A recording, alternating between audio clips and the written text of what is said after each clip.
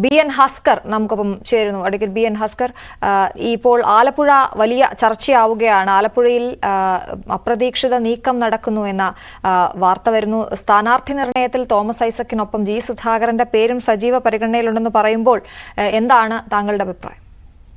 അങ്ങനെയല്ല, ഇതില് ഒന്ന് CPIM-നെ സംബന്ധിച്ചിടത്തോളം വരുന്ന പാർലമെന്റ് തെരഞ്ഞെടുപ്പ് അതിനിർണായകമായ ഒരു തെരഞ്ഞെടുപ്പാണ്.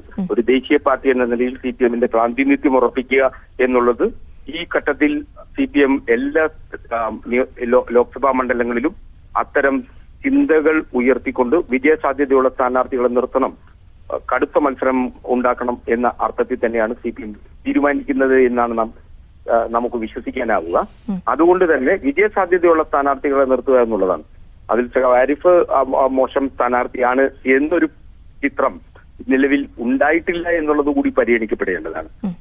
തോമസ് ഐസക്കും അതുപോലെ തന്നെ ജി സുധാകരനും ഒക്കെ മുതിർന്ന നേതാക്കന്മാർ എന്ന നിലയിൽ കൂടുതൽ ജനസ്വാധീനമുള്ള ആളുകൾ എന്ന നിലയിൽ ജയസാധ്യതയുള്ള സ്ഥാനാർത്ഥികൾ തന്നെയാണ്. സ്വാഭാവികമായിട്ട് പാർട്ടി അക്കാര്യത്തിൽ തുറന്ന ചർച്ചയ്ക്ക് ശേഷം മാത്രമേ ഒരു തീരുമാനം എടുക്കൂ. ഇവിടെ അങ്ങനെ ഒരു സാധ്യത ആലപ്പുഴയെ സംബന്ധിച്ചിടത്തോളം ഉണ്ട്.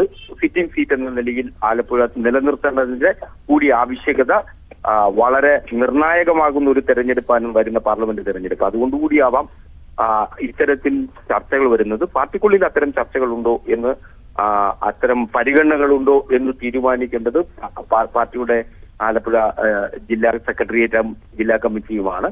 അത്തരത്തിൽ പാർട്ടി അക്കാര്യത്തിൽ ഒരു തീരുമാനം എടുക്കും എന്ന് തന്നെയാണ്. അപ്പൊ ശുഭാപ്തി വിശ്വാസമുണ്ട്. സ്ഥാനാർത്ഥി അല്ലല്ലോ മുഖ്യം, വിജയസാധ്യതയും പാർലമെന്റിൽ അംഗത്വം ഉറപ്പിക്കുകയും ആണ് ഈ തെരഞ്ഞെടുപ്പിലെ ഏറ്റവും നിർണായകമായിട്ടുള്ള പാർട്ടിയുടെ തീരുമാനമെടുക്കേണ്ടത്.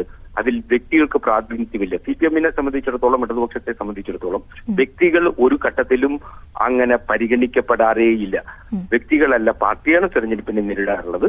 അപ്പോ പാർട്ടി നിശ്ചയിക്കുന്ന ഏതു സ്ഥാനാർത്ഥിയും ആ സ്ഥാനാർത്ഥി വിജയസാധ്യത കൂടുതലുള്ള സ്ഥാനാർത്ഥിയായിരിക്കും പാർട്ടി എല്ലാ ഘട്ടത്തിലും പരിഗണിക്കുക. അത്തരത്തിലൊരു പരിഗണനയാണ്. അതാണ് അഡ്വക്കേറ്റ് ബി.എൻ. ഹസ്കർ, താങ്കളുടെ ഒരു നിരീക്ഷണത്തിൽ ഇപ്പോൾ നിലവിലെ രാഷ്ട്രീയ സാഹചര്യത്തിൽ ഈ മൂന്ന് പേരെയും ഇപ്പോൾ താങ്കൾ പറഞ്ഞതുപോലെ നിലവിലെ സിറ്റിംഗ് MP ഒപ്പം ഈ ജി സുധാകരനും തോമസ് ഐസക്കും ഇവരുടെ ഒരു പ്രവർത്തനം അല്ലെങ്കിൽ ആലപ്പുഴയുമായുള്ള ആത്മബന്ധം അതൊക്കെ എങ്ങനെയാണ് താങ്കൾ കാണുന്നത്?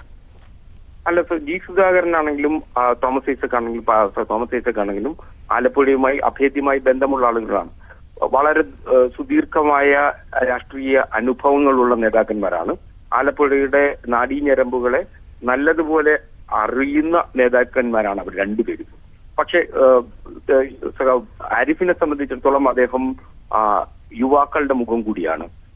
പുതിയ ആശയങ്ങൾ അവതരിപ്പിക്കാൻ കഴിയുന്ന ഏറ്റവും ശക്തമായ സാന്നിധ്യം അറിയിച്ചിട്ടുള്ളതാണ്. മാത്രമല്ല ആലപ്പുഴയെ സംബന്ധിച്ചിടത്തോളം ആലപ്പുഴയിലെ ന്യൂനപക്ഷ വിശേഷ മുസ്ലിങ്ങൾക്കിടയിൽ വലിയ സ്വാധീനമുള്ള നേതാവാണ് ആരിഫ്. അപ്പോ ആ എല്ലാ സാമൂഹിക ഘടനകളും കൂടി പരിഗണിച്ചിട്ടായിരിക്കും പാർട്ടി അത്തരത്തിലൊരു ചിന്ത വെക്കുക.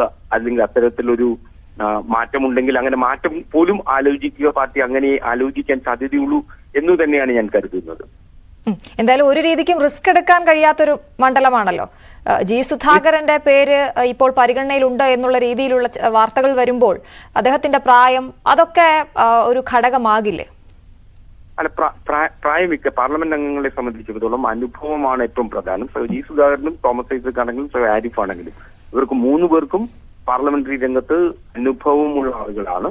കാരണം വരുന്ന പാർലമെന്റ് തെരഞ്ഞെടുപ്പ് ഇന്ത്യയെ സംബന്ധിച്ചിടത്തോളം അതിനിർണായകമായ ഒരു തെരഞ്ഞെടുപ്പാണ്. ഇന്ത്യൻ ജനാധിപത്യത്തെ സംബന്ധിച്ചിടത്തോളം അതിനിർണായകമാണ്.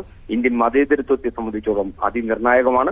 ആ ഒരു ഘട്ടത്തിൽ പാർലമെന്റ് തെരഞ്ഞെടുപ്പിന് CPM വളരെ ജാഗ്രതയോടെ സമീപിക്കുള്ളൂ.